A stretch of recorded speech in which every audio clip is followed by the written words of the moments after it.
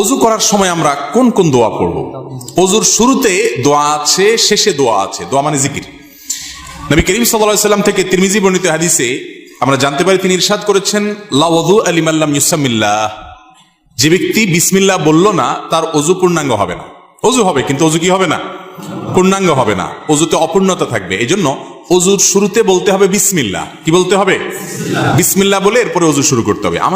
আর শেষে একটা দোয়া আছে, একটা বাক্য আছে, কালিমায়ে শাহাদা। সহিহ মুসলিমের হাদিসে আসছে, নবী করিম সাল্লাল্লাহু আলাইহি ওয়াসাল্লাম বলেছেন, কেউ যদি ওযু সুন্দরভাবে করে, ভালো করে কুলি করে, ডলে ডলে ওযু করে, এরপরে শেষে যদি এই বাক্যটা পড়ে, তাহলে জান্নাতের 8টা দরজার সবগুলো একসাথে খুলে যায় এবং সে যে কোনোটা দিয়ে প্রবেশ করতে পারে। সে বাক্য হলো কি? সে বাক্য হলো, আশহাদু আল্লা ইলাহা ইল্লাল্লাহু ওয়াহদাহু লা শারীকা লাহু ওয়া আশহাদু আন্না মুহাম্মাদান আবদুহু ওয়া